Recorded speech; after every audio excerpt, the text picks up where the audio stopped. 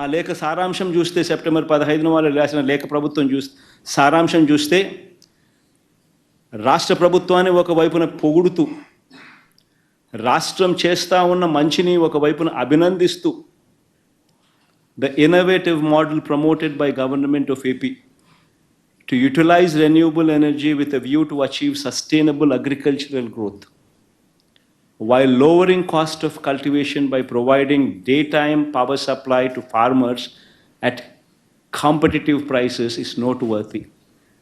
This indeed will go a long way in uplifting the living standards of the farmers without increasing the financial burden on state discounts. We have taken a note of the recent tenders floated by government of AP for 6,400 megawatt of solar power with a green shoe option of 50%. As per the available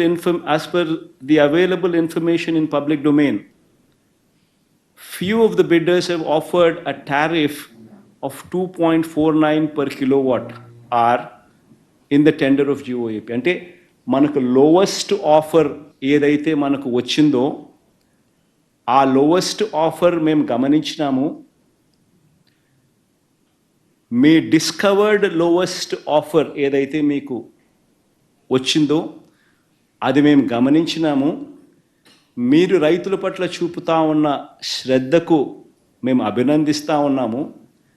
at the same time ఒక sustainable model తీసుకొని వచ్చి డిస్కాముల మీద కూడా భారం తగ్గిస్తూ మరోవైపున రైతులకు ఉచితంగా 9 గంటల పాటు కరెంట్ ఇచ్చే ఒక గొప్ప కార్యక్రమానికి ఫార్మర్స్ జీవితాలను అప్లిఫ్ట్ చేసే మీ ఉద్దేశం అభినందిస్తూ మేము we wish to submit the following proposition for your acceptance అని సెకీ దగ్గర నుంచి లేఖ. సెకీ రాసిన లేఖలో ₹2.49 including SECI margins ₹2.49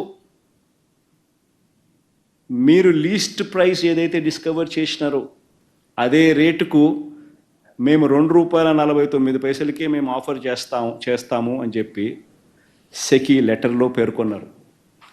₹2.49 per kilowatt hour including SECI's trading margin considering all these aspects అని చెప్పి రాసినారు.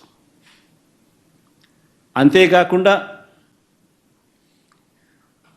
వాళ్ళు చెప్పిన ఇంకొక అత్యంత important points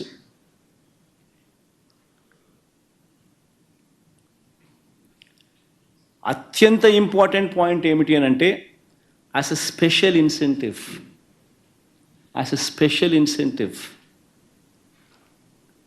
Government of India has granted ISTS charges, ante interstate transmission system charges, waiver to solar projects set up under solar manufacturing tender for the entire 25 years of PPA life, irrespective of their commissioning date.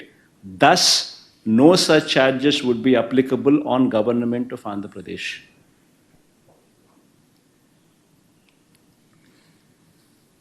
వాళ్ళు చెప్పిన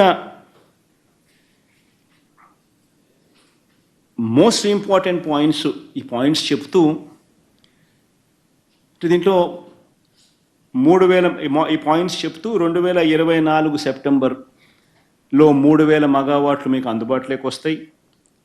2025 సెప్టెంబర్లో మరో 3000 మెగావాట్లు అందుబాటులోకి వస్తాయి.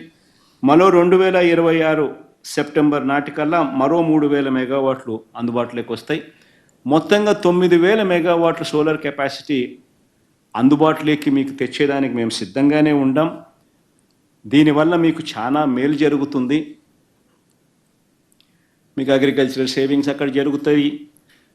మీ భూములకు సంబంధించి పైన మీ పార్క్ ఇన్ఫ్రాస్ట్రక్చర్ ఏదైతే మీరు ప్రస్తుతం టెండర్ల ద్వారా మీరు ఏదైతే ఇక్కడ ఆంధ్ర రాష్ట్రంలో కట్టాలనుకుంటున్నారో ఆ ల్యాండ్ మీకే అవైలబుల్గా ఉంటుంది. ఆ ల్యాండ్తో ఫ్రీ అయిపోతుంది. కాబట్టి ఆ ల్యాండ్లో మీరు ఏమైనా తర్వాత అయినా చేసుకోవచ్చు.